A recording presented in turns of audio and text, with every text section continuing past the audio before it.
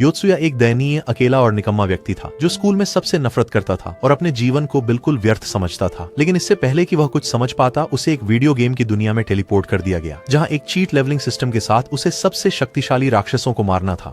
पानी में गिरते ही उसने खुद को भूखे, घिनौने राक्षसों से घिरा पाया और तैरकर दूर जाने लगा। जल्द ही उसे शिंदो और हाकोजाकी मिले, जो उसकी कक्षा के छात्र थे, और उसे एहसास हुआ कि कुछ अजीब गड़बड़ हो रही थी। पीछे देखने पर उसे एक बेकार, डरावना, बेचेहरा अजीब शख्स मिला जिसने खुद को गेम मास्टर बताया। उसने उसे बताया कि वह एक वीडियो गेम की दुनिया में फंस गया था और बाहर निकलने का उनका एकमात्र तरीका गांव के मुखिया का अनुरोध 14 दिनों के भीतर पूरा करना था। गेम मास्टर ने उन्हें बताया कि मिशन पूरा करने के लिए 8 खोज बाकी थी, लेकिन हर पूरी हुई खोज के साथ एक नया छात्र उनके समूह में शामिल होगा। यह कहकर उसने हाकोजाकी को एक योद्धा के रूप में पेश किया, पर उसे अब तक की सबसे बेकार, बुद्धिहीन योद्धा कहा। बाद में उसने शिंदो को हवा का जादूगर बताया, जो तीसरे दर्जे का जादूगर था, पर पूरी तरह बेकार और शून्य जादुई क्षमताओं वाला था। योत्सुया की क्षमता के लिए उसने भाग्य का पहिया घुमाया, पर जब वह किसान पर रुका तो लड़कियों को एहसास हुआ कि वह इस दुनिया में भी उतना ही भयानक हारा हुआ व्यक्ति होगा जितना असली दुनिया में था। गेम मास्टर के गायब होते ही योत्सुया ने अपने आंकड़े देखे और पाया कि वह प्रथम श्रेणी का किसान था। हालांकि उसकी क्षमताएं इतनी बेकार थीं कि वह कोशिश करने पर भी मक्का नहीं उगा सकता था। उसे आश्चर्य हुआ कि वह किसान के रूप में चुने जाने के लिए इतना बदनसीब क्यों था। लेकिन स्कूल लौटने के ख्याल से वह उदास हो गया, क्योंकि वह एक बेकार, आलसी बच्चा था जो सिर्फ वीडियो गेम खेलने में लगा रहता था। जल्द ही उन्होंने झाड़ियों में गोबलिन देखे। योत्सुया ने अपनी दरांती बुलाई और उनकी ओर दौड़ा, पर वह चूक गया और एक गोबलिन ने उसकी दरांती तोड़ दी। उन्हें खत्म करने के इरादे से उसने शिंदो से जुड़ने और मदद करने को कहा, तो उसने अपनी छड़ी बुलाई। योत्सुया उन्हें खत्म करने को उत्सुक था। उसने हाकोजाकी को गोबलिन पर हमला करने को कहा, पर डरी लड़की ने तलवार फेंक दी। मौका देख योत्सुया ने तलवार उठानी चाही, पर वह उसके हाथ को नहीं दिखी। शिंदो ने कहा कि वह किसी और का हथियार नहीं ले सकता। इससे निराश होकर उसने अपनी कुदाल मंगाई, लेकिन जैसे ही उसने गोबलिन पर वार किया, वह 2 टुकड़ों में टूट गई और उसके सिर पर लगी, जिससे उसकी आत्मा शरीर छोड़ गई। जब वह उठा तो शिंदो ने उसे बताया कि वह केवल 30 सेकंड के लिए ही मर सकता है, जिसके बाद वह वापस जीवित हो जाएगा। इसलिए उसने एक नई योजना बनाने का फैसला किया और राक्षस को हराने में शिंदो की मदद मांगी। उसने छड़ी से गोबलिन पर धूल फेंकी। योत्सुया के आगे बढ़ते ही उसने उसका सिर मारा, पर आत्मा निकलते ही उसने उसे भेद दिया। जल्द ही वह जागा और पूछा कि उसके आने से पहले गोबलिन कैसे हारे। तो शिंदो ने उसे बताया कि वे हमेशा झाड़ियों में छिपकर सुरक्षित दूरी से हमला करने से पहले घात लगाते थे। चूंकि एक साथ मरने का मतलब असली दुनिया में मरना था, वे जीवित रहने के लिए दृढ़ थे और एक के बाद एक हमला किया था। ये बातें सुनकर योत्सुया को एहसास हुआ कि वे पूरी तरह से फंस चुके थे। उस रात उसे पता चला कि उसके औजारों को वापस आने में 5 दिन लगेंगे और वह सोचने लगा कि समय कैसे बिताया जाए। जब उसने पूछा कि खोज पूरी करने पर उनका इनाम क्या होगा, तो शिंदो ने उसे बताया कि उसे गेम मास्टर से एक सवाल पूछने की अनुमति होगी। अपना पहला काम पूरा करने के बाद उसने उससे पूछा था कि उसने उसे ही क्यों चुना, तो मिस्टर फेसलेस ने बताया कि उसके एक दोस्त ने उसे बदल दिया था। दूसरा कार्य पूरा होने पर हाकोजाकी ने पूछा कि वह कौन है, तो उसने बताया कि वह दूर भविष्य से आया है। वह क्या सवाल पूछेगा, यह सोचते हुए योत्सुया टहलने और अपना मन शांत करने निकल पड़ा। हालांकि कुछ गॉब्लिन को खत्म करने के बाद उसने हाकोजाकी को चिल्लाते सुना और उसकी ओर भागा। जब वह जलती जगह पर पहुंचा, उसने उसे 2 हिस्सों में बटा पाया और देखा कि एक विशाल राक्षस उसके सामने आया और शिंदो को अपना निवाला बना लिया। यह देखकर योत्सुया ने हाकोजाकी को पकड़कर अपनी मौत के डर से भागना शुरू कर दिया। अगले दिन उन्हें एहसास हुआ कि हाकोजाकी का हाथ वापस नहीं आ रहा था, क्योंकि राक्षस उसे निगल चुका था और शिंदो के लिए तब तक कोई पढ़ाई नहीं होगी जब तक उसे उसके पेट से बचाया नहीं जाता। जब योत्सुया ने उनके आंकड़े जांचे तो पाया कि वे पूरी तरह से बेकार थे। गांव में पहुंचते ही लोगों ने उनका नायकों की तरह स्वागत किया, लेकिन योत्सुया जानता था कि वह नायक नहीं था। जब वे गांव के मुखिया से मिले तो उसने अपना परिचय दिया और बताया कि उनका काम गांव को आतंकित करने वाले विशाल ट्रोल को खत्म करना है। जानवर की तस्वीर देख योत्सुया समझ गया कि वे पूरी तरह से बेबस थे। बाहर उसने सोचा कि वे उस राक्षस से कैसे लड़ेंगे, क्योंकि वे 2 बेकार के हीरो थे। पर तभी उसे लगा कि हाकोजाकी उससे भी ज्यादा बेकार है और उसने उसे छोड़कर खुद काम करने का फैसला किया। पर वह उसका साथ देने के लिए उसके पीछे भागी। जंगल में योत्सुया ने गॉब्लिन ढूंढने का फैसला किया ताकि उन्हें मारकर लेवल अप कर सके। अपने मौजूदा स्तर पर वह ट्रोल का सामना नहीं कर सकता था, वरना उस भूखे राक्षस का भोजन बन जाता। जैसे ही वह जाने लगा उसे एक लॉग पॉइंट मिला और उसने उसमें जमा यादें देखने का फैसला किया। उस याद में शिंदो ने हाकिजाकी से पूछा कि क्या वह अपनी टीम में किसी लड़के को शामिल होते देखना चाहती थी, लेकिन उसने बताया कि वह सभी लड़कों से नफरत करती है क्योंकि वह उन्हें चापलूस और लंपट मानती थी। लेकिन जब शिंदो ने उसे बताया कि वह अपने समूह में योत्सुया को देखने की उम्मीद कर रही थी, तो वह यह जानने के लिए उत्सुक हो गया कि क्या वह उसी के बारे में बात कर रही थी, क्योंकि उनकी कक्षा में 2 लड़के थे जिनका नाम एक ही था। लेकिन उसी क्षण लॉग पॉइंट उसके सामने से गायब होने लगा। जब वह पहाड़ों पर पहुंचा तो उसने सामने गांव देखा। जल्द ही झाड़ियों में गोबलिनों का एक झुंड दिखा और उसने उन्हें तुरंत हटा दिया। एक गोबलिन के वार से बचते हुए उसने उसे मारा और दूसरे को भी। अपने उदास जीवन की यादों से क्रोधित होकर भी उसने आखिरी गोबलिन को भागने दिया। सिस्टम जांचने पर उसे पता चला कि वह अब 9वें रैंक में था, पर उसे संदेह था कि क्या वह किसान से योद्धा बन पाएगा। उसे नफरत थी कि हाकिजाकी ही एकमात्र तलवार चलाने वाली थी और चूंकि वह इसे इस्तेमाल करने में बहुत बेकार थी, वह टीम का नया तलवारबाज बनने की उम्मीद कर रहा था। उसकी आंखों के सामने सिस्टम ने उलटी गिनती शुरू की, जिससे हाकिजाकी के मारे जाने का पता चला। वह तुरंत गांव की ओर भागा और देखा कि घर जल रहे थे। उन्हें अपनी खोज में विफल होते देख योत्सुया पहाड़ से नीचे भागा, पर जब वह पहुंचा तो गांव खाली मिला। आंकड़ों से पता चला हाकिजाकी पुनर्जीवित नहीं हो रही थी, जिससे उसे एहसास हुआ कि वह शिकार बन चुकी है। आगे बढ़ते हुए उसे एक लॉग पॉइंट मिला और उसने उसमें देखने का फैसला किया। याद में एक लड़के ने हाकिजाकी से पूछा कि वह अपनी तलवार चलाना क्यों सीख रही थी, तो उसने उसे बताया कि उसकी असली दुनिया में वह इतनी बीमार थी कि कुछ कर नहीं पाती थी और इस दुनिया में होना ही एकमात्र समय था जब वह कुछ करने की कोशिश कर सकती थी। हालांकि उसे बुरा लगता रहा कि वह टीम पर बोझ है, लेकिन जब भी जरूरत होती वह मदद करने को तैयार रहती। ये शब्द सुनकर योत्सुया को एहसास हुआ कि वह एक बेकार स्वार्थी मूर्ख था। जब ट्रोल ने गांव पर हमला किया तो हाकिजाकी ने लड़के को बचाने का फैसला किया था, लेकिन उसे एक तरफ धकेल दिया गया।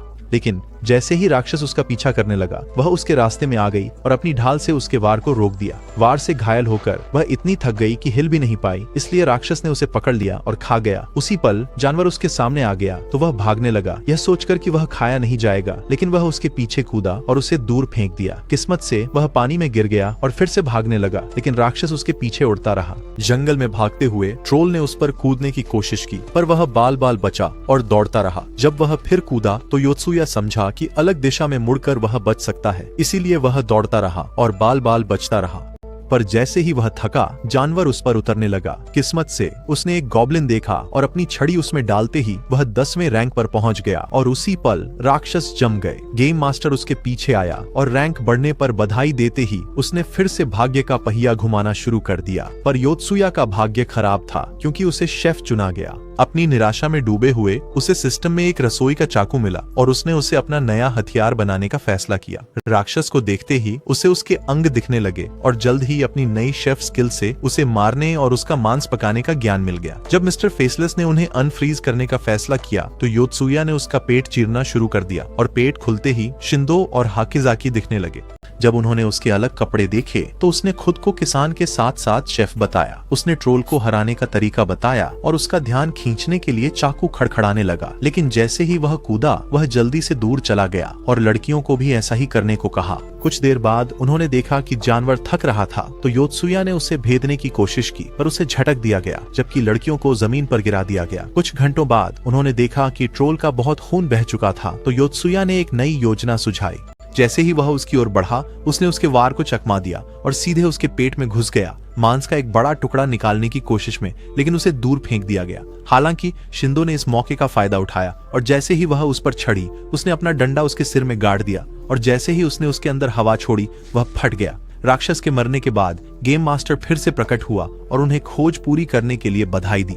स्तर बढ़ने पर मिस्टर फेसलेस ने योत्सुया से अपनी पसंद का कोई भी सवाल पूछने को कहा, क्योंकि वह खोज का नायक था। योत्सुया को लड़कियों के पुराने सवाल याद आए। पूछा कि उनका आखिरी मिशन क्या होगा। गुरु ने बताया कि उन्हें एक शक्तिशाली ड्रैगन से लड़ना होगा। इस बात से हैरान योत्सुया घुटनों पर गिर पड़ा, पर जल्द ही उसे एहसास हुआ कि वह स्कूल में वापस आ गया है। शिंदो ने उन्हें बताया कि वह अपनी टेनिस प्रैक्टिस के लिए जा रही थी और चूंकि उनका अगला मिशन कुछ हफ्तों में था, वह खुश थी कि वे ट्रोल हमलों से बच गए और योत्सुया को उसे बचाने के लिए धन्यवाद दिया। जब वह जाने लगी, उसने हाकोजाकी को छोड़ने को कहा। उस दोपहर योत्सुया उसे घर तक छोड़ने गया, पर स्टेशन पहुंचते ही उसे एहसास हुआ कि अगर वह गेम से राक्षसों को खत्म नहीं कर पाया तो दुनिया पर उनका कब्जा हो जाएगा। इसलिए उसने सभी खोजों को पूरा करने का दृढ़ निश्चय किया। अगली रात वह अगली खोज के लिए फिट होने की उम्मीद में सड़क पर दौड़ने लगा, लेकिन गेम मास्टर ने उसे फोन कर एक नई लड़की के बारे में बताया जिसे वह टीम में शामिल करना चाहता था और उसे उसके स्कूल भेजा ताकि वह उसकी दोस्त बन सके। जैसे ही सुरक्षाकर्मी जाने लगे, गेम मास्टर ने धमकी दी कि अगर वह लड़की से संपर्क नहीं कर पाया तो अगले मिशन में टीम को बर्बाद कर देगा। इसीलिए वह गलियारे से चुपके से निकला और लड़कियों के शौचालय में घुस गया। लेकिन जब वह सोच रहा था कि किसे ढूंढने आया है, मिस्टर गेमर ने उसे चश्मे वाली लड़की चुनने को कहा। जब एक लड़की ने पूछा कि वह उनके शौचालय में क्यों है, तो वह हकलाने लगा, यह महसूस करते हुए कि वह लड़कियों से बात करना सीखने के लिए बहुत बड़ा लूजर था। लड़की को उसे रिकॉर्ड करते देख उसने सोचा कि उसने लड़कियों की साजिश फोन में रिकॉर्ड कर ली होगी और उसका उद्धारकर्ता बनने का फैसला किया। तो उसने फोन पकड़ा और उसे बीच से तोड़ दिया, लड़की को रोता हुआ छोड़कर। हालांकि उसे जल्द ही एहसास हुआ कि दूसरी लड़कियों ने भी रिकॉर्डिंग की होगी, तो उसने एक और लड़की का फोन पकड़ा और एक पागल आदमी की तरह उसे तोड़ दिया, आखिरी फोन चुराकर भागने से पहले। एक लड़की ने उसे लात मारी, पर रोकते ही उसे लगा कि उसकी कसरत काम आ रही है, पर लड़कियां उसे अजीब समझकर भागने लगीं और पुलिस बुलाने की धमकी दी। उस रात जब वह यूका को घर छोड़ रहा था तो उसे लगा कि यह अजीब पीछा करने वाला क्यों नहीं चला जाता, लेकिन उसे लगा कि वह एक बड़ा आदमी बन रहा है और उसे प्रभावित करने लगा है। जब उसने उससे पूछा कि क्या उसे तंग किया जा रहा है, तो उसने उसे बताया कि लड़कियां उसकी गलतियों का बदला ले रही थीं। लेकिन योत्सुया को समझ नहीं आ रहा था कि क्या करे, क्योंकि वह लड़कियों के साथ घुलने मिलने के लिए बहुत अजीब था। लेकिन अचानक वह भागने लगी। कुछ हफ्तों बाद योत्सुया खेल में गया और उसे शिंदो हाकोजाकी मिले, लेकिन जब उसने यूका को देखा तो बेचारी लड़की घबरा गई। हालांकि जब मिस्टर फेसलेस ने परिचय दिया, वह और घबरा गई। यूका के लिए पहिया घुमाने पर वह एक अग्नि जादूगर पर रुका और तुरंत उस पर एक जादूगर का लबादा आ गया। हाफ फेस ने उन्हें अगला मिशन दिखाया। 40 दिनों में एक नए गाँव में सामान पहुँचाना था और वह गायब होने लगा। योत्सुया ने यूका को समझाने की कोशिश की कि वे एक नई दुनिया में थे, पर वह नहीं मानी और उसे घिनौना पीछा करने वाला कहने लगी। यह सुनकर हाकोजाकी और शिंदो हैरान थे कि वह उससे कैसे मिली। जब उसने बताया कि वह लड़कियों के शौचालय में उनकी चेरी देखने की उम्मीद में घुस गया था, तो उन्होंने उसे छोड़ दिया और एक बेकार गंदा सिंप कहा। जल्दी खोज पूरी करने के लिए वे अलग हो गए ताकि ज्यादा दूरी तय कर सकें। कुछ देर बाद उसने उससे पूछा कि योत्सुया द्वारा उनके फोन तोड़ने के बाद उसने अपने धमकाने वालों से दोस्ती क्यों की। तो यूका ने बताया कि उसने हमेशा अपने दुश्मनों को करीब रखना ज्यादा समझदारी भरा समझा था। उसे फिर से धमकाया जाना पसंद नहीं था, इसलिए उसने उनके करीब रहने का फैसला किया ताकि वे उसे परेशान न करें, और साथ ही योत्सुया को अपना साझा दुश्मन बनाने पर सहमत हो गई थी। शिंदो ने उसे बताया कि उसे धमकाने वाले पसंद नहीं थे, क्योंकि उसे खुद धमकाया गया था और उसने उम्मीद की कि यूका इतनी बहादुर बनेगी कि खुद का सामना कर सके। जैसे ही वे एक मैदान पर पहुंचे, उन्हें एहसास हुआ कि उनकी खोज का पहला दिन पूरी तरह बर्बाद हो गया था। अचानक एक बड़ा राक्षस मैदान पर आ गिरा और उसमें से एक नया राक्षस बाहर निकला, और जैसे ही उसने उन पर एक कीड़ा फेंका, समूह भागने लगा। लेकिन योत्सुया के देखते ही वह उसके चेहरे पर लगा और सिस्टम ने उसे मृत बताया। जब शिंदो को एक और कीड़े ने गिराया, यूका ने अपने स्टाफ की शक्ति बुलाने का फैसला किया, लेकिन यह बस शुरू ही हुआ था। लेकिन योत्सुया जल्द ही बाहर आया और एक कीड़ा पकड़ते ही उसने अपनी चाकू निकाली और उसे चीरने से पहले उसमें गाड़ दिया। जैसे ही दूसरा कीड़ा उसकी ओर उड़ा, उसने उसे जमीन पर पटका और फिर से गाड़ दिया। और उसी पल शिंदो और हाकोजाकी को एहसास हुआ कि वह उन दोनों के लिए एक अच्छा पति बन सकता है। जब राक्षस उसकी ओर बढ़ने लगा, उसने शिंदो को एक तरफ हटने को कहा, जबकि वह एक असली चैंपियन की तरह दुश्मन से भिड़ गया। और जैसे ही वह उस पर कूदा, उसने अपनी चाकू फिर से निकाली और अपना काम शुरू कर दिया। जानवर को मछली की तरह फड़फड़ाता छोड़ दिया। उसे खत्म करने की ठान कर योत्सुया ने हाकोजाकी का हाथ थामा और अपनी तलवार से मिलकर राक्षस का वध किया। अगले दिन वे गांव पहुंचे और उसे वीरान पाया। एक यात्री ने बताया कि वह सालों से इस गांव को खाली ही पाता रहा है। उसकी बातों से भ्रमित योत्सुया ने सोचा कि क्या वे किसी और द्वीप पर थे, पर उसने नक्शे पर दूर स्थित रेडोटोर्बो का रास्ता पूछने का फैसला किया। तो यात्री ने बताया कि शहर महाद्वीप के किनारे था, पैदल 90 दिन लगेंगे। अपने स्त्री आकर्षण का इस्तेमाल करते हुए शिंदो ने उसका घोड़ा मांगा, लेकिन वह आदमी एक ढाकड़ था और किसी हार्मोनल किशोर की तरह उस पर फिदा नहीं होता। इसलिए उसने पास के शहर में मार्शल आर्ट्स टूर्नामेंट में भाग लेने का सुझाव दिया, जहां विजेता को 3 घोड़े इनाम में मिल रहे थे। जैसे ही वह चला गया, टीम को एहसास हुआ कि उनकी नई प्राथमिकता घोड़ा पाना था। इसलिए योत्सुया ने टूर्नामेंट में प्रवेश करने से पहले लेवल अप करने का सुझाव दिया। जंगल से गुजरते हुए डाकुओं के एक दल ने उन्हें घेर लिया और यह भांप कर कि वे शौकिया नायक थे, उन्हें दूर के सरदार को बेचने की धमकी दी। टीम ने हथियार निकाले। एक डाकू ने योत्सुया पर हमला किया। उसने चकमा देकर उसकी बांह काट दी, लेकिन सिस्टम ने उसका रैंक घटा दिया क्योंकि उसे सिर्फ राक्षसों पर हमला करने की इजाजत थी। यह समझते ही योत्सुया पीछे हटा और लड़कियों को भागने को कहा। जैसे ही वे भागी, शिंदो ने अपनी छड़ी से हवा निकालने की कोशिश की। जब तक टीम एक सुरक्षित जगह पर पहुंची, उन्हें एहसास हुआ कि वह कभी नहीं पहुंची और डाकुओं द्वारा पहले ही पकड़ ली गई थी। जब हाकोजाकी ने उसे बचाने का सुझाव दिया तो योत्सुया ने उससे कहा कि उनकी व्यक्तिगत सुरक्षा इस खोज के लिए मायने नहीं रखती और एक बार जब उनकी खोज पूरी हो जाएगी तो वह वास्तविक दुनिया में लौट आएगी। शिंदो के पहले आने के कारण उसने उसे उच्च पद का मानकर बचाने की जिम्मेदारी नहीं ली। यह कहकर उसने लड़कियों से उसे खुद बचाने को कहा, क्योंकि वह टूर्नामेंट में जाकर अपनी ताकत दिखाना चाहता था। कुछ ही देर में डाकुओं ने लड़कियों को भी पकड़ लिया। यह देखकर योत्सुया को लगा कि वे सब बिल्कुल बेकार हैं, तो उसने कुछ गोब्लिन मारने का फैसला किया। फिर से रैंक बढ़ने के बाद पहिया घूमने लगा और जब वह जादूगर प्राणी पर रुका तो उसने एक नया पहनावा धारण कर लिया। बाद में सिस्टम ने बताया कि उसने अपने सारे गुण खो दिए थे। नए शहर में योत्सुया ने लड़कियों को बचाने की उम्मीद से टूर्नामेंट के लिए खुद को तैयार किया। क्लीवर बुलाकर वह नाइट की ओर बढ़ा, पर जल्द ही मारा गया और विजेता घोषित हुआ। जैसे ही वह जागा, उसे एहसास हुआ कि वह एक विधर्मी और निराशाजनक विफलता के अलावा कुछ नहीं होगा। हालांकि शूरवीर को उस पर तरस आया और उसने अपना परिचय कावल के रूप में दिया, यह कहते हुए कि उसे हमेशा दूसरे लोग के नायक से मिलने की उम्मीद थी। पर योत्सुया ने परवाह न करते हुए उससे घोड़े मांगे, यह कहकर कि उसे कुछ दिनों में महाद्वीप के छोर तक पहुंचना था और बदले में वह उसकी सेना को डाकुओं के अड्डे तक ले जाने की पेशकश कर रहा था। तो वह उसे कमांडर के दफ्तर ले गई। उसने योत्सुया को मदद के लिए धन्यवाद दिया, पर बताया कि वे उसे सिर्फ एक घोड़ा दे सकते थे। कोई और विकल्प न होने पर उसने उनका प्रस्ताव स्वीकार करने का फैसला किया। उस शाम शहर से गुजरते हुए कवाल ने डाकुओं पर हमला करने से पहले तलवारबाजी का अभ्यास करने का सुझाव दिया। उसे लगा कि वह टूर्नामेंट में बहुत बुरा था और उसे असली लड़ाई में अपनी जान बचाने के लिए कुछ गुर सिखाना चाहती थी, इसलिए वह उसके साथ प्रशिक्षण लेने को तैयार हो गया। वे द्वंद्व युद्ध की तैयारी में थे। योत्सुया ने अपनी छड़ी कुदाल से अलग की, यह कहते हुए कि वह तलवार नहीं चला सकता। उसके बाद उनका मुकाबला हुआ और जैसे ही योत्सुया ने उस पर वार किया, वह बच निकली और उसकी छड़ी गिरा दी। फिर उसका सिर पटका, उसे गिराया और उसके पेट में घूंसा मारा। जब योत्सुया फर्श पर थका हुआ पड़ा था, उसे एहसास हुआ कि वह इस दुनिया में उतना ही बेकार है जितना कि असली दुनिया में। उसी रात 2 डाकुओं के मारे जाने के बाद कावल प्रकट हुई और उसने अपनी सेना को उनके ठिकाने पर हमला करने का आदेश दिया। पर एक डाकू ने बाकियों को खबर दी और लड़ाई शुरू हो गई। लेकिन जब एक आदमी ने योत्सुया पर वार किया तो उसने रोका और उसके चेहरे पर मुक्का मारा।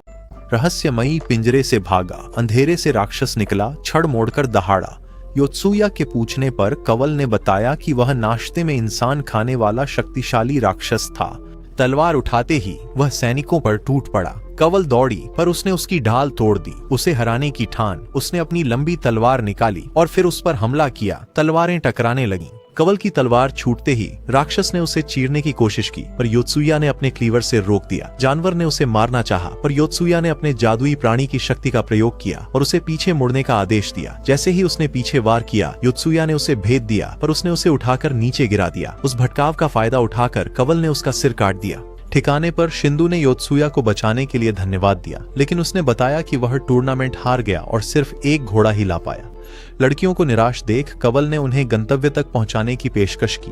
अगले दिन योत्सुया ने शहर के स्वामी को धन्यवाद दिया और टीम के साथ निकल पड़ा। यात्रा के दौरान कावल ने रात के लिए डेरा डालने का सुझाव दिया। उस शाम योत्सुया ने सबके लिए सूप बनाया। हाकोजाकी को उदास देख शिंदू ने सोचा कि क्या वह डाकुओं को मारे जाते देख दुखी थी, तो उसने कबूल किया कि वह याद उसके मन में अटक गई थी और चूंकि उसका पेट बहुत कमजोर था, उसे यकीन था कि अगर उसने खाने की कोशिश की तो उसे उल्टी हो जाएगी। उसने शिंदू से कहा कि वह सबकी रक्षा करना चाहती थी, पर टीम पर बोझ होने के कारण खुद से नाराज थी। वह मजबूत बनना चाहती थी, पर सपनों में भी एक बेकार कमजोर ही रहती थी। कुछ मिनट बाद कवल ने उसे तलवार चलाना सिखाने की कोशिश की, लेकिन जब उसे लगा कि वह तलवार चलाने में बहुत कमजोर और बेकार है, तो कवल ने उसे सिखाना छोड़ दिया। उसी पल उसके साथी आ गए और बताया कि लकड़ी इकट्ठा करते समय उन पर गॉब्लिन ने हमला किया था। उस रात जब योत्सुया अपने उपचार जादू से एक आदमी को ठीक कर रहा था, हाकोजाकी और उदास हो गई। उसे लगा कि वह सबसे बदसूरत और बेकार इंसान है। अगले दिन हाकोजाकी ने अनुभव अंक पाने और मजबूत बनने की उम्मीद में कवाल के साथ तलवारें टकराना शुरू कर दिया, लेकिन अपनी लंबी तलवार लेने पर उसे पता चला कि वह उसे उठा नहीं सकती थी और वह अब भी वैसी ही घिनौनी हारी हुई थी जैसी हमेशा से थी। इसलिए कवाल ने उसकी पीड़ा समाप्त करने का फैसला किया और उसके सिर पर वार किया। कुछ घंटों बाद कवाल का साथी माकुआ उन्हें यह बताने के लिए भागा कि जंगल में गोब्लिन का एक समूह छिपा हुआ था। इसलिए योत्सुया ने अधिक अनुभव अंक प्राप्त करने की उम्मीद में उन्हें मारने की पेशकश की। वह भागा, लड़कियां उसके पीछे हो लीं। उसने एक गॉब्लिन को काटा, यूका ने जादू किया, शिंदू ने दूसरे को उड़ाया। गॉब्लिन को देख लेकिन जैसे ही वह उस पर कूदा, उसने तलवार से उसे भेद दिया और रोने लगी। उस रात आग के पास बैठे हाकोजाकी उदास थी। जब योत्सुया ने पदोन्नति न मिलने पर निराशा जताई तो उसने बस अपने हाथ देखे। अगले दिन यात्रा करते समय उन्हें राक्षसों द्वारा हमला किए जा रहे यात्रियों का एक समूह मिला। जब हाकोजाकी ने उन्हें बचाने का फैसला किया तो योत्सुया ने उससे कहा कि उनके गंतव्य तक पहुंचने में बस कुछ ही दिन बचे थे और वे हर 5 मिनट में पेशाब के लिए रुकते नहीं रह सकते थे। हालांकि वह खुद को साबित करने पर अड़ी थी और अकेले जाने को कहा, पर टीम को लगा कि वह राक्षसों का निवाला बन जाएगी। इसीलिए योत्सुया ने उसका साथ देने का फैसला किया और दूसरों को आगे बढ़ने को कहा। वादा किया कि काम होते ही उनसे मिलेगा। राक्षसों की ओर बढ़ते ही उन्हें पता चला कि कुछ ही यात्री शेष थे। उसी पल राक्षसों ने उन्हें भांपकर उन पर दहाड़ना शुरू कर दिया तो वे आगे बढ़े और अपने हथियार निकाल लिए। लेकिन जैसे ही योत्सुया ने एक राक्षस पर अपने पैन से वार किया, हाकोजाकी को पीछे धकेलकर खा लिया गया। जब उसका पैन दूर फेंक दिया गया, योत्सुया ने अपने जादूगर कौशल से जानवर को नियंत्रित करने की कोशिश की, लेकिन उसने उसका हाथ खा लिया। हालांकि उसने उसकी आंख में वार किया और अपनी चाकू से उस पर झपटा, लेकिन जब उसने उसे खत्म करने की कोशिश की तो एक और जानवर ने उसे खत्म कर दिया। यह देखकर हाकोजाकी ने सोचा कि वह हीरो बनने की कोशिश क्यों कर रही थी जब उसके पास कभी हीरो बनने का कोई मौका नहीं था। जैसे ही वह अपने शरीर में लौटी, वह जाने लगी, लेकिन एक राक्षस ने उसे देख लिया और उसकी ओर दौड़ने लगा। जैसे ही वह उसे खत्म करने के लिए उड़ा, उसने अपनी लंबी तलवार निकाली और उसकी गर्दन में घोंप दी। जब योत्सुया जागा तो उसने देखा कि एक रथ उसकी ओर आ रहा था। राक्षसों का ध्यान खींचने के बाद वह उसकी ओर दौड़ने लगा, लेकिन कवल ने उसे पल भर में चीर दिया। राक्षसों के हारने के बाद योत्सुया ने अपनी जादू से एक यात्री को ठीक करना शुरू किया। 2 यात्रियों ने उसे बताया कि वे दूर के राज्य से थे और उन्हें कुछ विधर्मियों को रादोदुबो ले जाने का आदेश मिला था, जो उनकी टीम का ठिकाना था। उन आदमियों को अपराधी मानते हुए नेता कामिल्टो ने कहा कि शहर पहुंचते ही उन्हें फांसी दे दी जाएगी। हालांकि कावल ने उसका सामना करने का फैसला किया, यह जानने की मांग की कि वह अपने ही लोगों को क्यों मारना चाहता था किसी अन्य स्वामी के शहर में, पर उसने उसे अपने काम से मतलब रखने को कहा। एक दूसरे को खत्म करने पर आमादा उन्होंने हथियार निकाले। कुछ मिनटों बाद टीम सोचने लगी कि क्या कैदियों को रे डोडरमो तक पहुंचाना ही उनकी असली खोज थी। हालांकि उन्हें यकीन नहीं था कि यह सही था और सोचा कि यह गेम मास्टर की परीक्षा हो सकती है। यूका ने यात्रियों के साथ शहर जाने का सुझाव दिया, लेकिन फांसी रुकवाने का। इस पर विचार कर वे सहमत हो गए।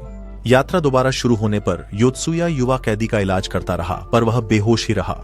कुछ घंटों बाद कैमिल्टो ने रात में रुकने को कहा, पर कवल गुस्सा हो गई थी। उसने सोचा कि वह एक बुरा आदमी है जिसे किसी को आदेश नहीं देना चाहिए। हालांकि शिंदू ने उसे याद दिलाया कि उन्होंने उसके साथ यात्रा करने को कहा था। उस शाम योत्सुया ने एक यात्री से पूछा कि कैदियों को फांसी क्यों दी गई, तो उसने उन्हें कहानी सुनाई। उनके शहर राजा के सेवकों और राजा देवता दोनों के सेवकों में बंटे थे, पर जब शहरों पर नियंत्रण के लिए लड़ाई शुरू हुई, राजा ने धर्म समर्थकों को खत्म करने का फैसला किया और जहां भी वे मिले उन्हें फांसी देने का आदेश दिया, जिसमें युवा यात्री भी शामिल था। उस रात योत्सुया ने कैमिल्टो से पूछा कि कैदियों को फांसी क्यों दी जा रही थी, जिस पर उसने बताया कि राजा उन्हें बलि का बकरा बना रहा था। युका को लगा कि यह कैदियों के लिए क्रूर भाग्य था और उसने राजा को पागलसन की कहा। ये सुनकर कैमिल्टो ने हथियार उठाया और राजा के नाम पर उसे मारना चाहता था, पर योत्सुया ने उसे रोका और उसके काम में दखल न देने का वादा किया। अगले दिन जब वे पहाड़ों पर पहुंचे, कैमिल्टो ने योत्सुया को बताया कि शहर पहुंचने में उन्हें 1 हफ्ता लगेगा। हालांकि टीम के पास अपनी खोज पूरी करने के लिए केवल 13 दिन बचे थे, तो उन्हें लगा कि क्या वे समय पर पहुंच पाएंगे। कैमिलो ने एक छिपा हुआ छोटा रास्ता सुझाया। वे पहाड़ों से गाड़ी धकेलते हुए एक गुफा तक पहुंचे। गुफा में कैमिलो ने बताया कि शहर का गुप्त मार्ग 1000 साल पहले बना था, पर छिपा होने के कारण कोई उसे खोज नहीं सकता था। शॉर्टकट के विचार से उत्साहित होकर समूह ने उसके निर्देशों का पालन किया। हालांकि जब वे गुफा में गहरे पहुंचे तो एक पत्थर की दीवार ने उन्हें बंद कर दिया। समूह के फंसने पर कैमिलटो ने कहा कि वह उनके साथ यात्रा जारी नहीं रख सकता, क्योंकि वे उसके कैदियों के लिए दुख महसूस करने लगे थे और उनकी आजादी की मांग कर रहे थे। उसे लगा कि वे फांसी रोकेंगे और शहर पहुंचने से पहले उन्हें छोड़ना बेहतर होगा। कोई विकल्प न देख कवल ने उस रास्ते पर चलने का सुझाव दिया, ताकि राजा से मिलने से पहले उसे रोक सकें और उसके धोखे के लिए खत्म कर सकें। गुफा में आगे बढ़ते हुए उन्हें फंदों से भरा एक क्षेत्र मिला, पर योत्सुया ने दीवार पर प्राचीन प्रतीकों का अध्ययन करते ही वह खंभों के एक सेट की ओर लपका और जैसे ही उसने उसे घुमाया, विशाल पत्थर हिलना बंद हो गए। इस कामयाबी से दल ने पुल पार किया। खुले रास्ते पर पहुंचते ही योत्सुया ने आसान मार्ग की उम्मीद की, पर उसके चलते ही दीवारें उसे दूर धकेल गईं, जिससे समूह को समझ आया कि दीवारें एक जाल थीं। योत्सुया के गड्ढे में जागने पर उसने समूह से उसे छोड़कर खुद ही खोज पूरी करने को कहा। वादा किया कि रास्ता मिलते ही वह उनसे जुड़ जाएगा। लड़कियों ने योजना बनाई और पाया कि दीवारें बाहर निकलने से पहले उनके पास मार्ग पार करने के लिए कुछ ही सेकंड थे। अपनी योजना आजमाने के लिए शिंदू ने मार्ग से जाने का फैसला किया और जैसे ही दीवारें पीछे हटीं, वह दूसरी तरफ तेजी से बढ़ने लगी। इस सफलता से उसने समूह को गलियारे से जाने को कहा, पर वहां पहुंचकर उन्हें पता चला कि वे एक बंद रास्ते पर आ गए थे। सौभाग्य से उन्हें एक छिपा दरवाजा मिला और दूसरी तरफ जाते ही उन्होंने खुद को एक प्राचीन अखाड़े में पाया, जहां उनके सामने एक अजीब राक्षस था। इस बीच योत्सुया ने अपना क्लीवर निकाला और दीवार में छेद करने लगा, ये समझते हुए कि वह चढ़ने के लिए छेद बना सकता है। कुछ ही मिनटों में वह ऊपर की ओर बढ़ने लगा था, लेकिन एक नया छेद बनाने के बाद वह चढ़ने की कोशिश में फिसल गया और जमीन पर गिरते ही उसकी जान निकल गई। उसने एक और छेद खोदना शुरू किया, पर तभी उसकी मशाल बुझ गई। उसने हाथ से छेद टटोला, पर फिर फिसल गया। जैसे ही वह उठा, उसने चढ़ना शुरू किया, पर फिर फिसल गया। हालांकि वह गड्ढे से बाहर निकलने के लिए दृढ़ होकर फिर से चढ़ने लगा और जल्द ही बाहर निकल आया। रास्ते में उसने हाथ से दीवारों को टटोलने की कोशिश की, पर एक चबूतरे से ठोकर खाकर गिर गया, क्योंकि अंधेरे में उसे कुछ भी दिखाई नहीं दे रहा था। दोबारा चलते ही उसे सामने एक लकड़ी का सिरा दिखा और उसने उसे छूने का सोचा। याद में समूह कवल के साथी पर रो रहा था, जिसे कैमिलटो ने भागने की कोशिश में मार दिया था। लॉक गायब होते ही योत्सुया को एहसास हुआ कि वह आदमी उसके सामने पड़ा है और उसे साथ बिताया समय याद आने लगा। उसे दुख था कि वह उसे जाते हुए नहीं देख सका, पर उसने अलविदा कहने का फैसला किया और जल्द ही जाने लगा। इस बीच लड़कियों ने देखा कि एक रोबोट राक्षस जीवित हो उठा और उनकी ओर बढ़ने लगा। उन्हें दुश्मन की तरह खत्म करना था। कुछ चमगादड़ों को काटने के बाद कवल और शिंदो उसकी ओर दौड़ने लगे। कवल को लगा कि वह उसे हरा सकती है और उसकी बाह पर चाबी देखकर उसे एहसास हुआ कि उसे खत्म करना ही अखाड़े से निकलने का उनका एकमात्र रास्ता था। तो उसने अपनी तलवार से हमला किया और शिंदो से कहा कि उसे उसकी प्रतिभाओं पर भरोसा है और उसे वास्तविक दुनिया में अभ्यास जारी रखने को प्रोत्साहित किया। पर अचानक रोबोट ने उसे बेध दिया। तलवार गिरते ही वह पानी में गिरने लगी। यह समझते ही शिंदो पीछे हटी। चमगादड़ पर पैर रखते ही राक्षस ने उसे खत्म करना चाहा, पर तुरंत जम गया। शिंदो को योत्सुया की बात याद आई। 10 रैंक पर समय रुक जाता है। उसी पल गेम मास्टर उसके सामने आया और भाग्य का पहिया घुमाने का फैसला किया। मौका पाकर शिंदो रोबोट पर झपटी। योद्धा बन तलवार से वार किया, पर उसे कुछ न हुआ। उसने बाह काटी तो वह किनारे खिसकने लगी, पर वार से बच गई। हाथ ठीक होने का एहसास होते ही उसने अपनी तलवार बुलाई और उससे भिड़ने का फैसला किया। चमगादड़ों ने उसे भटकाने की कोशिश की तो उसने उन्हें दूर किया और अपनी जादूगरनी की टोपी व ढाल बुलाई। राक्षस के घायल होने का पता चलने पर उसे याद आया कि कवल ने एक बार उससे कहा था कि प्रतिद्वंद्वी के दिल पर हमला करो, क्योंकि उन्हें घायल करने से बेहतर उन्हें खत्म करना आसान था। तो वह उसकी ओर लपकी। हमला रोकते ही वार करना चाहा, पर उसने उसकी बाह काट दी। जब उसने उसे नष्ट करना चाहा, उसने ढाल से रोका, उस पर चढ़कर तलवार पकड़ी और गर्दन में घोंप दी, जिससे वह बंद हो गया। उसी समय गलियारे से भागते हुए योत्सुया को याद आया कि उसने कुछ साल पहले अपने दोस्तों को एक भालू से बचाया था। उसे विश्वास था कि खेल की दुनिया में हर किसी की स्थिति वास्तविक दुनिया के उनके कार्यों से तय होती है, और चूंकि वह हमेशा वास्तविक दुनिया में खुद को नेता बनाता था, उसने इस दुनिया में भी नेता की भूमिका निभाई थी। जैसे ही वह बाहर पहुंचा, उसने रोबोट को गिरते देखा, लेकिन जब माकुआ ने बताया कि कवल पानी में है तो वह उसे बचाने कूद गया। कुछ घंटों बाद कवल जागी और उसने पाया कि उसका घाव ठीक हो गया था। तब माकुआ ने उसे बताया कि योत्सुया ने राक्षस के खून से जादू बुलाया था और इस जादू से वह अपना एमपी बढ़ा पाया और बेहोश होने से पहले उसे ठीक कर पाया। उसने उन्हें बताया कि योत्सुया उसे अपनी याद दिलाता है। उसने उन्हें अपनी कहानी सुनाने का फैसला किया। उसके शहर में हर शूरवीर को एक अनोखे नंबर से रैंक किया जाता था, जिससे उनकी क्षमताएं तय होती थीं।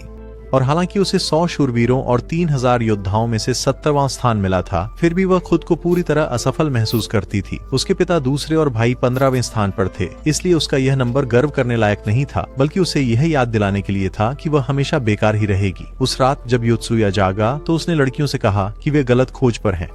गेम मास्टर ने उन्हें कुछ बताया नहीं था, तो योत्सुया को लगा कि यह असली सामान ले जाने का साधारण काम हो सकता था। आखिर उन्हें न तो कैदी पहुंचाने थे, न ही पैसे का वादा था।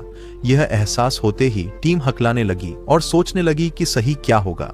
उनकी खोज में मदद के लिए योत्सुया ने टीम को बांटने का फैसला किया। उसका इरादा था कि कुछ लोग कामिल्टो को शहर में घुसने से पहले पकड़ें, जबकि बाकी लोगों को किसी भी तरह का सामान पहुंचाने का रास्ता खोजना होगा। उनका समय कम होने के कारण उसे यकीन था कि एक पर निर्भर रहने के बजाय कई विकल्प आजमाना बेहतर होगा। तो उस रात उन्होंने तय किया कि योत्सुया, यूका और कवाल कामिल्टो का पीछा करेंगे, जबकि बाकी समूह काम पाने का तरीका ढूंढेगा। अगली रात समूह के आधे सदस्य चले जाने के बाद कवाल ने सुझाव दिया कि वे कामिल्टो को खत्म कर दें, इससे पहले कि वह राजा को उनकी मौजूदगी के बारे में बताए। तो योत्सुया ने योजना बनाई। कुछ दिनों बाद उन्हें कामिल्टो और उसके साथी पहाड़ों में मिले। उन्होंने दूर से पीछा करने के इरादे से उन्हें बस जाते देखा। उस रात हाकोजाकी ने योत्सुया से पूछा कि क्या वे सचमुच आभासी दुनिया में थे और सो क्यों पाए। उन्हें दर्द महसूस होता था पर वे अपनी दुनिया में नहीं थे। तो उसने सोचा कि क्या ये द्वीप अपनी एक अलग दुनिया थे। योत्सुया के पास कोई जवाब नहीं था, इसलिए वह चला गया। उसी समय कामिल्टो ने सैनिकों से कहा कि कैदियों की फांसी क्रिसमस के बाद उसके जीवन का सबसे खुशी का दिन होगी और वह यह नजारा देखना चाहता था। लेकिन योत्सुया उनके सामने आ गया। डरे हुए आदमियों को उसने सबको खत्म करने की धमकी दी। जब उन्होंने पूछा कि वह गुफाओं से कैसे निकला तो उसने बताया कि उसने अपने दोस्तों को नाश्ते में खाया और उनकी हड्डियों से दांत साफ किए। और किसी तरह मूर्खों ने उसके झूठ पर विश्वास कर लिया। उसने बताया कि वह और यूका ही बचे हैं और कैदियों को अपना भोजन बनाने की धमकी दी। उस रात में कामिल्टियो ने उन्हें पकड़कर हमेशा के लिए मम्मी की कब्र में बंद करने का सुझाव दिया। लेकिन यूका उनके पास आई और योत्सुया को पकड़ने में मदद की पेशकश की। उसने बताया कि वह उसे कभी पसंद नहीं करती थी और मानती थी कि उससे छुटकारा पाने से उसे मनचाही आजादी मिलेगी। कामिल्टियो ने सुझाव दिया कि वह उनका ध्यान भटका रही थी, जबकि योत्सुया कैदियों को आजाद कर रहा था। उन्हें मनाने के लिए उसने उन्हें योत्सुया के शिविर तक ले जाने की पेशकश की और वे मान गए। लेकिन कामिल्टियो ने धमकी दी कि अगर यह जाल निकला तो वह उसे अपनी नई बंदी बना लेगा। वे उसे उसके शिविर ले जा रहे थे, पर जब उन्हें लगा कि वे यूं ही भटक रहे हैं, एक सैनिक ने समय बर्बाद करने पर उसे भाले से मार दिया और उसे बंदी बनाकर अपने शिविर लौट गए। लेकिन उनके पहुंचने पर उन्हें योत्सुया मिला। उसने कैदियों को खाने की बात कबूली और चाहता था कि राजा कामिल्टियो को गुफा में छोड़ने के बदले फांसी दे। यह कहने के बाद उसने शवों को जलाने का फैसला किया ताकि सच्चाई छिपी रहे। उनके ध्यान भटकते ही यूका ने रस्सी पर जादू किया और वह जल गई। वह भागी पर कामिल्टियो ने उसका लबादा पकड़ लिया। भागने की बेताबी में उसने सिस्टम से नए कपड़े चुने और आग के ऊपर से कूद गई। लेकिन जैसे ही उसकी रस्सियां जलीं, उसने पुराने कपड़े फिर चुने और भाग निकली। कुछ ही देर में वह योत्सुया से घोड़े पर मिली और वे एक साथ निकल पड़े, जबकि कामिल्टियो और उसका साथी उनके पीछे दौड़ रहे थे। कुछ मिनट पहले योत्सुया को पकड़ने यूका के साथ निकले कामिल्टियो ने एक सैनिक को बेहोश कर कैदियों को आजाद किया और सैनिक को उनके कपड़े पहना दिए थे। योत्सुया को उम्मीद थी कि कामिल्टियो राजा को बताएगा कि कवल और उसके साथी मर चुके हैं, ताकि विनाश का दोष उस पर आए और दोनों राज्य युद्ध से बच सकें। इसी बीच शिंदू और उसकी टीम नया वैंगन न मिलने से निराश थी। वे कई दिनों से यात्रा कर रहे थे और सामान ढोने का कोई काम न मिलने से उन्हें खोज में विफल होने और इस नकली दुनिया में हमेशा के लिए फंसने का डर था।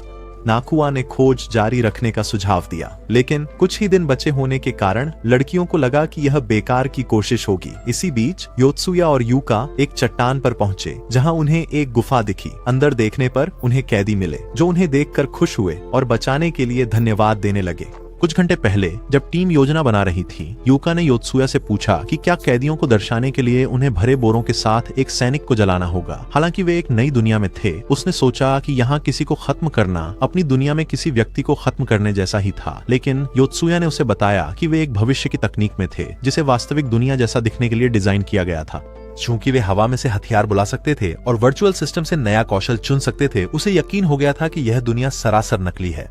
अगले दिन शहर जाने से पहले यूका ने एक घोड़े पर सवारी करने की पेशकश की, लेकिन जब वे चले तो उसने देखा कि कवल योत्सुया को देख रही थी और यह निष्कर्ष निकाला कि उसे उससे प्यार होने लगा है। इसलिए उसने उन्हें मिलाने को अपने जीवन का मिशन बना लिया। जब वे आराम के लिए रुके तो कवल ने योत्सुया से बात करने की कोशिश की, लेकिन किसी को देखकर उसने जाने का फैसला किया।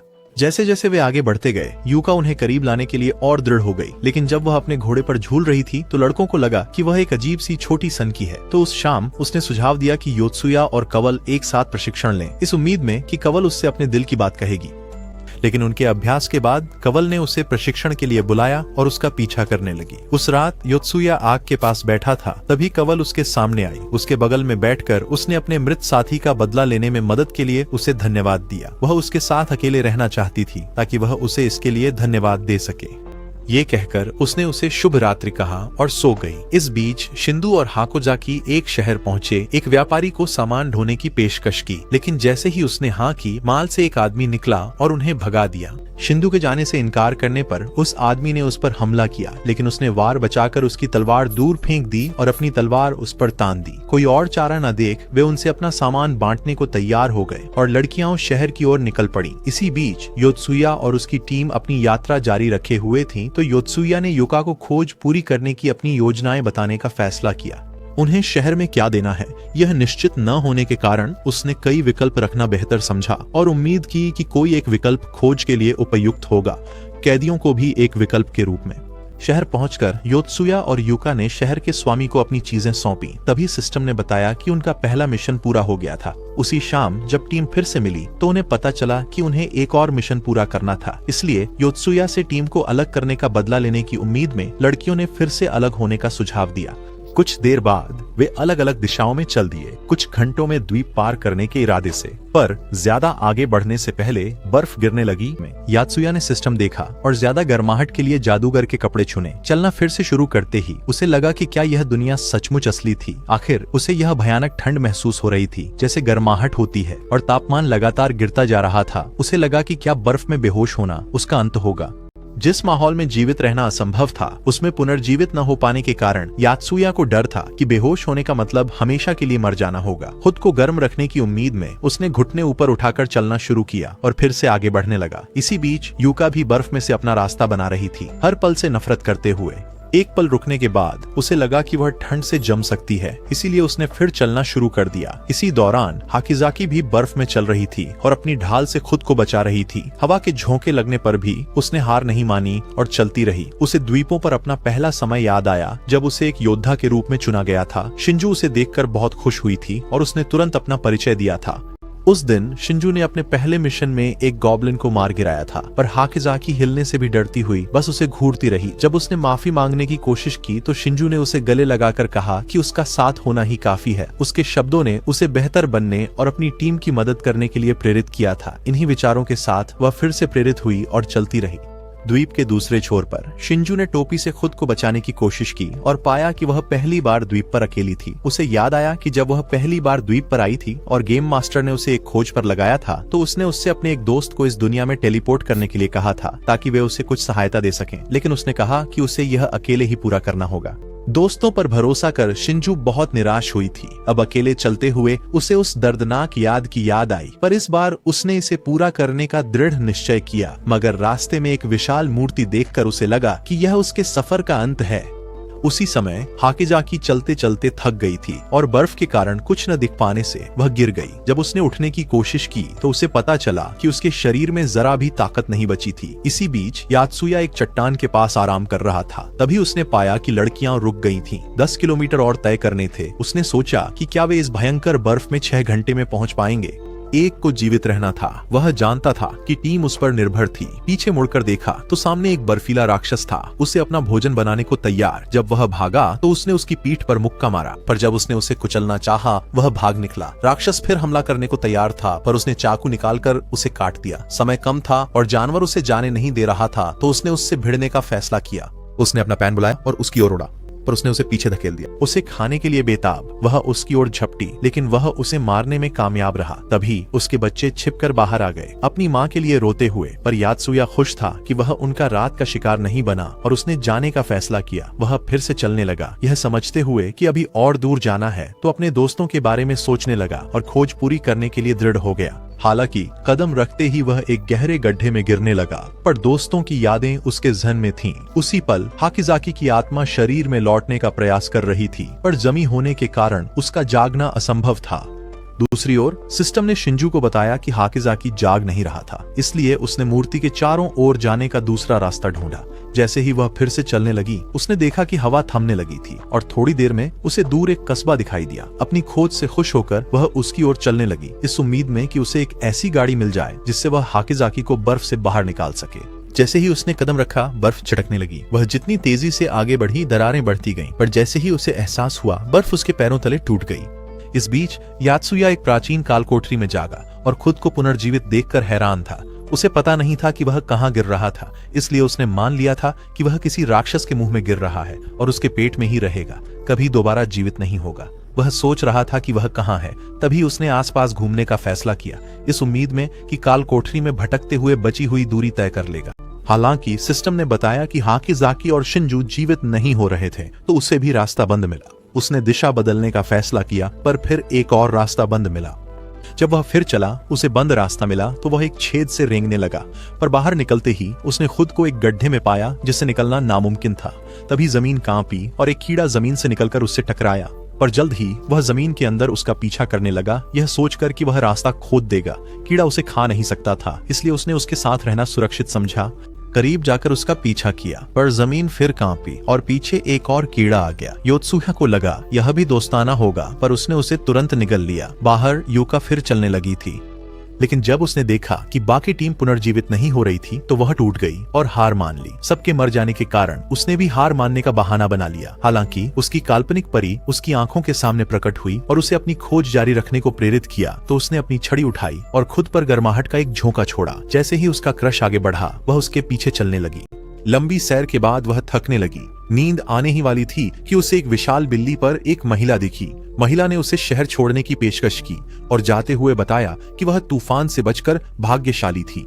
लेकिन उसी पल सिस्टम ने बताया कि उसके पास खोज पूरी करने के लिए सिर्फ 3 मिनट थे, लेकिन अभी कई दूरियां तय करनी थीं। यूका को लगा कि अब कोई उम्मीद नहीं और मर जाना ही बेहतर है। जब वह रोने लगी, महिला ने उसकी मदद करने का फैसला किया और अपने डंडे की शक्ति से उन्हें आगे बढ़ा दिया। यूका ने उससे पूछा कि क्या वह दूसरी दुनिया से है, पर उसने कहा कि वह जादूगरनी है और अपनी छड़ी से शक्ति बुलाकर उसने उन्हें आगे फेंका। समय कम था। खुशकिस्मती से टीम सफल रही, लेकिन इससे पहले कि यूका अपनी जीत का जश्न मना पाती, मिस्टर हेडलेस उसके पीछे आ गया, जिससे वह डर गई। जीत के इनाम में उसने उससे कोई भी सवाल पूछने को कहा। बहुत सोचने के बाद उसने उससे पूछा कि क्या वे सच में किसी आभासी दुनिया में थे, तो मिस्टर हेडलेस उसे ब्रह्मांड के बारे में बताने लगा। उसने कहा कि एक ही समय में कई समानांतर ब्रह्मांड मौजूद थे और एक शक्तिशाली प्राणी होने के नाते वह विभिन्न दुनियाओं के बीच यात्रा कर सकता था और टीम को भी हर दुनिया में ले जा सकता था। उसने उन्हें बताया कि यह खेल की दुनिया वैसी आभासी वास्तविकता नहीं थी जैसा उन्होंने सोचा था, बल्कि यह पृथ्वी जैसी ही एक और दुनिया थी। ये सुनकर योत्सुया को अपनी भयानक गलतियों का एहसास हुआ और तुरंत ही वह असल दुनिया में लौट आया और सैनिक को जलाने का अपराध बोध महसूस कर रहा था। हालांकि वह सबसे नफरत करता था और अपने शहर को बेकार मानता था, उसने कभी किसी को खत्म करने की नहीं सोची थी। कुछ हफ्तों बाद स्कूल में हाकोजाकी ने शिंदो को बताया कि अब उसमें थोड़ी सहन शक्ति आ गई थी और वह खेल सकती थी। उसे लगा कि दूसरी दुनिया का अनुभव अब यहाँ मदद कर रहा था। हालांकि योत्सुया को अकेले देखकर उन्हें याद आया कि अपनी दुनिया में लौटने के बाद से उन्होंने उससे बात नहीं की थी। यूका ने जब उन्हें जले सैनिक के बारे में बताया तो वे भी चौंक गए और उससे दूर रहने का फैसला किया। उस दिन योत्सुया ने लॉकर चेक कर घर की ओर प्रस्थान किया। रास्ते में उसे गेम मास्टर का संदेश मिला, जिसमें पूछा था कि हत्यारा बनने के बाद उसे कैसा लग रहा है। सवाल से हैरान योत्सुया ने उसे डिलीट करने का फैसला किया, पर घर पहुंचते ही एक बच्ची सामने आई और पूछा कि उसने संदेश का जवाब क्यों नहीं दिया। जब योत्सुया ने पूछा कि वह कौन है, तो उसने कहा कि वह तभी सवाल पूछ सकता है जब वह कोई खोज जीते। इन शब्दों से उसे एहसास हुआ कि गेम मास्टर ने उसका रूप ले लिया है। उसने उसे बताया कि वह कामितो और उसके सैनिकों को बुरे लोग मानता है और चूंकि वे निर्दोषों को मारना चाहते थे, उसने निष्कर्ष निकाला कि वे भी खत्म होने के लायक हैं। उससे अपने फैसले पर पछतावा हुआ। सोचा कैदियों को आजाद कर कामितो को छोड़ना बेहतर था। अपनी बात खत्म करने के बाद लड़की ने उसे अगले लड़के के बारे में बताया जो टीम में आएगा। योत्सुया को उससे पहले मिलना था, जैसे वह यूका से मिला था। कुछ मिनटों में वे एक रेस्तरां पहुंचे। लड़की ने बताया कि नया खिलाड़ी एक गिरोह का है। उसने कहा कि उसका नाम टोरी है और योत्सुया को उसे किसी को भी खत्म करने से रोकना होगा। अचानक लड़कों का एक समूह अंदर घुस आया और हथियारों के साथ उस आदमी की ओर बढ़ा। योत्सुया ने एक लड़के को ठोकर मारी और उन्हें शांति का पाठ पढ़ाने लगा, लेकिन लड़के ने उसे अपनी लाठी से मारा। जैसे ही उसने उसे पकड़ा, उसने दूसरे लड़के के हमले को रोका और अपना खाना उन पर फेंक दिया। जब आखिरी वाला उसकी ओर बढ़ने लगा तो उसने उसे दीवार में लात मार दी। भाई के घायल होने पर नकली निंजा ने उस पर लाठी चलाई, पर वह बच निकला और उसका नकाब उतार दिया। पहचान उजागर होने पर उसने लड़के को घर लौटने की सलाह दी और उसे आदमी का पीछा करने से रोका। उसी पल बॉस आया और योत्सुया पर बंदूक तान दी। हालांकि लड़की ने उसे एक जादुई दस्ताना दिया जिससे वह पल भर में सबको जमा सकता था। बॉस के उसे खत्म करने की धमकी देते ही उसने दस्ताना पहना, आगे बढ़ा। उसमें मौजूद जादू से उसे उसी पल जमाकर बेहोश कर दिया। योत्सुया के जाने से पहले उसने लड़के टोरी को पुलिस से भागने की चेतावनी दी।